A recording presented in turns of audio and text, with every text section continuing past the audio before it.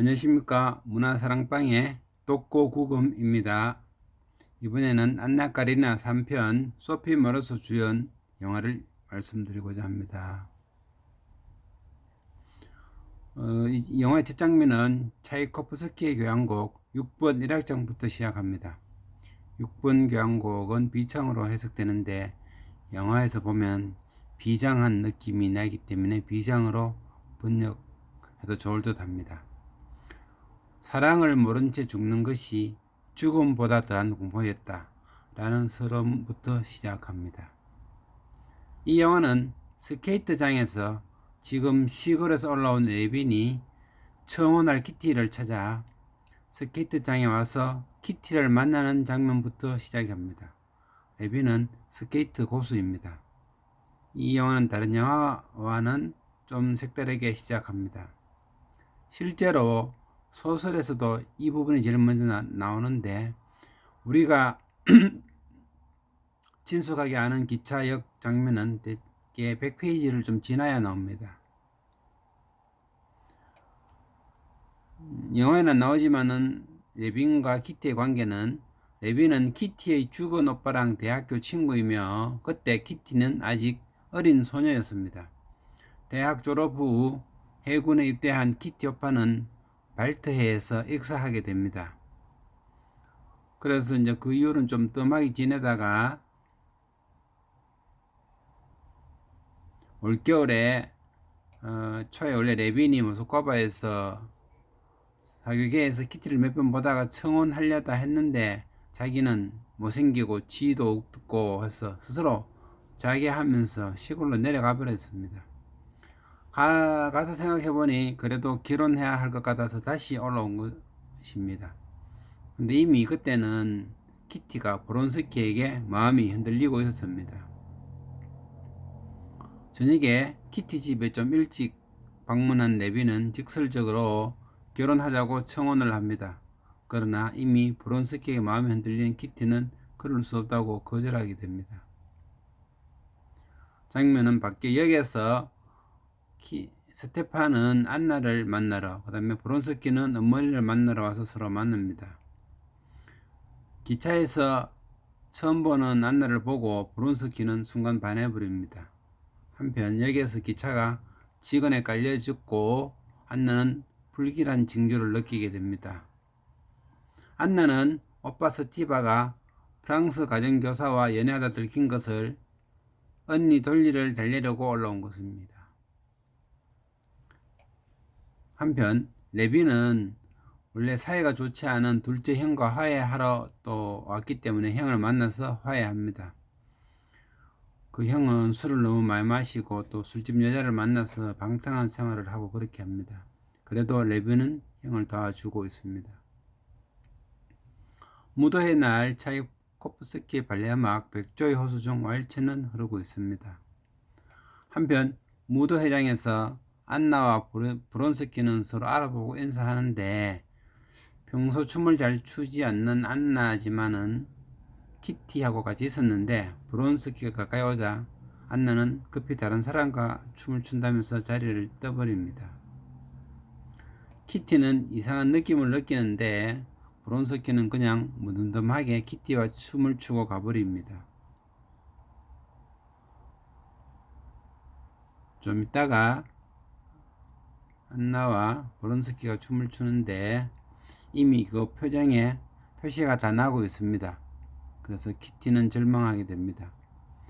한편 안나에게 브론스키와의 만남은 어둠 같은 인생의 한 줄기 빛이 된다고 합니다.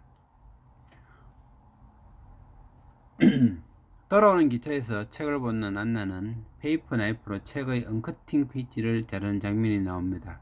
이런 부분은 책에 있는데 연출한다는 것은 참 디테일한 부분이라고 하겠습니다.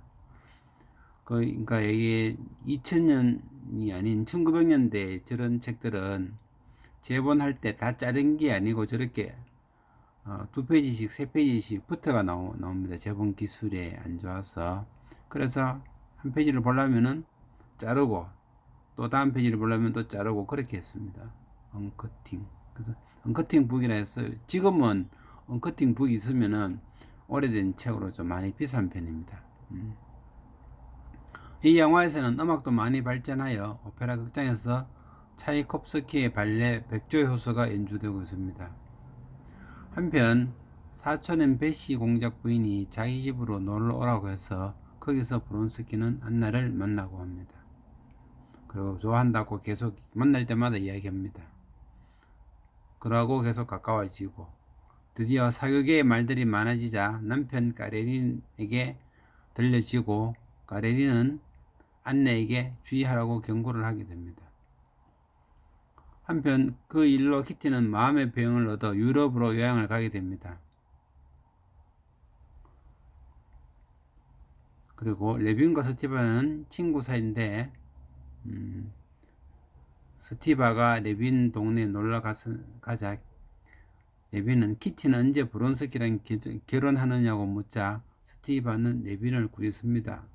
용기 없이 떠났고 그래서 지금 키티는 몸이 안 좋다고 이야기합니다. 그리고 키티는 유럽으로 돌아오면서 레빈 농장 부근의 에고시어보에서 요양을 한다고 합니다. 한편 레빈은 무기력하고 우울할 때 농부들과 같이 일을 하고 지냅니다. 여러 편의 안내 까레리나 중에서 이 소피 모라사가 주연한 영화가 키티 레빈 커플의 상태를 자주 잘 보여줍니다. 그리고 이 레닌 장면에서 특히 농부들과 풀베기 장면이 제일 장엄하고 훌륭하게 나오는 영화입니다. 남자들이 일하는 장면도 나올 뿐더러 여자들도 단체로 작업하는 장면이 나오는 영화입니다. 레빈이 농사일을 하면서 풀베기 작업을 하면서 돌을 닦는 듯한 느낌을 줍니다.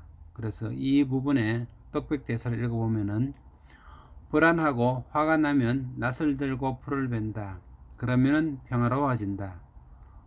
풀을 벨 때면 시간을 잊는다. 얼마만큼 하루가 갔는지도 모르게 된다. 이제 일을 하고 있으면 즐거운 만족감마저 느낀다. 내가 뭘 하는지도 잊어버리고 힘들이지 않고 풀을 베는 것이다. 가끔은 아무 생각이 없어져서 내가 낫을 휘두르는 것이 아니라 그냥 저절로 낫질이 되어지는 것 같기도 하다. 내가 아니라 어떤 외부의 힘이 마술같이 작용해 저절로 규칙적으로 일이 되는 것이다. 마치 동양의 돌을 닦는 듯한 분위기입니다. 실제로 돌스토이는 동양의 고전 노자의 도덕경을 번역했습니다. 그때 1892년 11월부터 1893년 3월 사이에 그때 모스크바에 온 일본인 유학생의 도움을 받아서 번역했다고 합니다. 한편 사회적으로는 러시아는 1861년 농노를 공식적으로 해방한 상태이기는 합니다. 예. 그 농업자가 바다 불더미 앉아서 자고 난 아침에 레빈은 키티가 요양지로 가는 것을 멀리서 보게 됩니다. 그 영화에는 안 나오지만은 지난번에도 이야기했지만 소설에서 이미 키티는 유럽 원천에서 몸도 치료하고 정신도 아주 고급스럽게 성숙한 상태가 되어서 돌아온 것입니다. 말 시합 대회가 있는 날입니다. 장교들의 시합이고 장애물 경기라서 부상자가 많은 편입니다.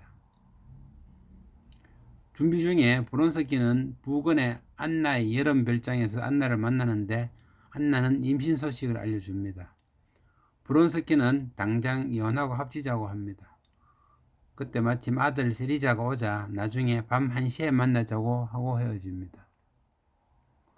처음 영화 볼 때 새벽 1시에 만난다니 이상하게 생각했는데 이것이 계절적으로 백야 현상이 있는 시절에는 가능할 듯 합니다. 상트페테르부르크는 새벽 1~2시경 잠시 해가 떨어지는 정도이고 그래도 6, 7월경에는 백야를 즐길 수 있는 추천 관광지에 현재도 속합니다. 그리고 이 영화에서 배경은 현재 7월달입니다. 경마에서 브론스키의 말이 1등 할 뻔했으나 장애물에 걸려서 넘어져 버립니다. 이때 흐른 음악은 차이코프스키의 교향곡 5번 1악장입니다. 교향곡 5번은 1악장 장성곡에서 쭉 발전해서 4악장 승리 행진곡으로 끝난다고 합니다. 이때 보고 있던 안나는 마치 제정신을 잃고 붙잡힌 새처럼 보둥거리고 있었습니다. 돌아오는 길에 마차에서 카레린이 충고를 하자 우리는 서로 사랑하는 사이예요 라고 말합니다. 한편 안나가 그날 저녁에 브론스키를 만난 시간이 자정에서 1시 사이인데 주변이 밝습니다. 카레린은 안나와 이혼하고 아들도 보기도 싫었지만은 부정한 안나에게 아들을 못 맡기니 자기가 맡아서 누나에게 양육을 시킨다고 합니다. 이 영화는 연도와 장소를 표시해 주는데 약간의 오차가 있는 듯 합니다. 화면에는 1881년으로 가을로 나오고 있습니다. 한편 이제 스티바의 집에서 모여서 키티와 레빈이 만날 기회가 있습니다. 식사 후 카드 게임 하면서 카드 테이블에 앉은 두 사람은 저게 뭐냐면 우리나라의 초성 게임처럼 단어 카드를 앞글자만 표현해서 그 뜻을 전달하는 게임입니다. 키티와 레빈은 서로의 마음을 전달하고 옛날의 오해를 풀고 다시 사랑할 수 있게 됩니다. 최근에 나온 영화 톨스토이의 마지막 인생 The Last Station에 보면은 톨스토이가 부인 소피아에게 청혼할 때 저 방식으로 했다고 자랑합니다. 그래서 레빈과 키티는 빨리 결혼식을 올리게 됩니다. 이 영화에서 레빈이 루바시카가 없어서 30분이나 결혼에 늦게 입장하는 부분을 집중으로 연출하게 됩니다. 루바시카 혹은 루바슈카라고 하는 것은 그 러시아 사람들의 그런 전통적인 셔츠입니다. 결혼식에서는 신랑 신부 머리 위에 왕관을 쭉 씌우는 장면이 계속 나오게 됩니다. 초도 한 개씩 들고, 다른 영화도 다 그렇게 머리 위에 왕관, 그 다음에 신랑 초 하나 신부 초 하나 이렇게 들고 있습니다. 이 영화에서 특이한 점은 서약할 때 발밑에 매트를 먼저 바른 사람이 결혼 생활에 주도권을 잡는다고 해서 여자들이 전부 다 뒤에서 키티 보고 먼저 밟으라고 자꾸 추천하는 장면이 나옵니다. 한편 소설에서는 안나가 딸을 출산하는데 이 영화에서는 유산하는 것으로 나옵니다. 안나는 유산 후 열로 인해서 정신이 혼미한데 까레린에게 용서를 빌고 까레린은 안나가 죽을 줄 알고 용서해 줍니다. 이것으로 브론스키는 돌아가서 권총 자살을 시도하지만은 실패합니다. 한두 달 지나서 안나도 산용률이 나아지고 브론스키도 자살 상처가 나아질 때쯤 까레린이 이혼 결정을 하기 싶다라는 소식을 듣고 그 소식을 들은 브론스키는 원래는 타시켄트라는 곳으로 이제 부임해 가야 되는데 그 취소해버리고 퇴학해버립니다. 그리고 안나를 데리고 이탈리아로 여행을 떠나버립니다. 그 요양을 시킨다면서. 키티와 레빈도 신혼여행을 떠나는데 그냥 레빈 고향집으로 갑니다. 얼마 뒤에 작은 형이 위독하다는 소식을 듣고 입원해 있는 호텔형 병원에 방문하여 간호하는데 워낙 위중하여서 얼마 뒤에 죽게 됩니다. 그곳에서 형을 간호하던 키티도 몸살이 나고 구토가 나는데 결국 임신한 것으로 판명이 됩니다. 한편 이탈리아 여행을 하던 안나와 브론스키 커플도 지겨울 때가 돼서 모스크바로 돌아옵니다. 그리고 마침 아들 세료자의 생일이라서 만나고 싶어 하는데 거절당합니다. 또 레이빈도 키티의 출산을 위해서 모스크바로 거처를 옮깁니다. 왜냐하면 산부인과 의사가 있어야 되기 때문에. 예. 그리고 한참 있다가 아들을 출산하게 됩니다. 근데 레빈이 모스크바에 와 있어 보니까 귀족들의 생활 유지비, 생활 체면 유지비가 상당히 많이 들고 낭비되는 것을 느끼게 됩니다. 안나는 아들을 만나고 오지만은 갈수록 이제 좀 불안해지고 해서 마약, 몰핀을 취하기도 합니다. 사교계의 참석 문제도 있고, 그 다음에 브론스키의 어머니가 젊은 소로케나 공주를 데리고 다니면서 브론스키와 결혼시키려고 한다는 그런 의심도 하면서 스트레스가 많아집니다. 한편 오페라 구경 갔는데 오페라 그 흐르는 음악은 차이코프스키의 오페라 유진 오네긴의 유명한 편지의 노래입니다. 이게 편지의 노래 중 유명한 거는 그 모차르트 피가로의 결혼 중에 나오는 편지 이중탕인데, 그거와 더불어 유명한 편지의 노래가 이 차이코프스키 오페라 유진 오네긴에 나오는 노래입니다. 어쨌든 안나는 카레린의 이혼 허가를 받으려고 모스크바에 있다가 그냥 시골 영지에 가서 기다리기로 했습니다. 근데 그 날짜 때문에 브론스키와 계속 싸우게 됩니다. 그러자 안나는 자괴감에 빠져서 왜 그때 나는 죽지 않았을까라는 생각을 하게 됩니다. 산용열 있을 때 말입니다. 어쨌든 브론스키와 다툰 후 안나는 기차역으로 향하고 문득 브론스키를 처음 만났을 때 그때 기차역에서 뭉개진 사람의 얼굴이 자꾸 떠오르면서 무엇을 해야 할지를 깨닫게 됩니다. 그리고 다가오는 기차로 뛰어들게 됩니다. 그래서 자막에는 촛불이 꺼지듯이 영원히 꺼지고 말았다 이렇게 나타납니다. 소설은 총 8장으로 이루어지며 7장 마지막에 안나 까라리나는 죽게 됩니다. 이제 마지막 8장이 남았습니다. 안나 까라리나가 죽고 2개월이 지났습니다.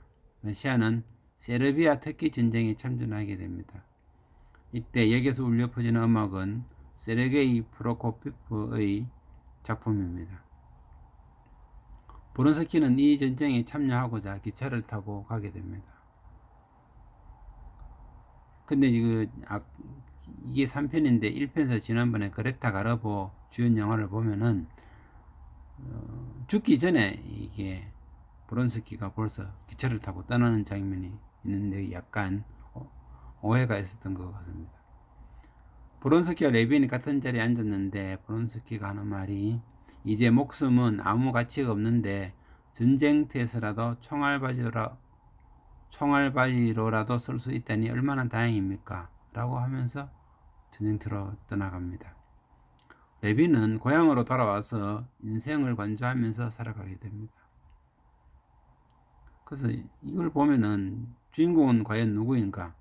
8장은 전쟁터로 떠나는 브론스키 입장과 시골로 돌아가는 레빈에 대한 이야기이며, 특히 시골에서 인생에 대한 답을 구하는 레빈의 사상이 수십 페이지를 차지합니다. 제일 마지막은 이제 내 삶은, 내 일평생은 매 순간이 예전처럼 무의미하지 않을 뿐만 아니라 선이라는 의심할 바 없는 의미를 짓는다. 그 의미를 내 삶 속에 불어넣을 권한이 나에게 있다. 이렇게 끝납니다.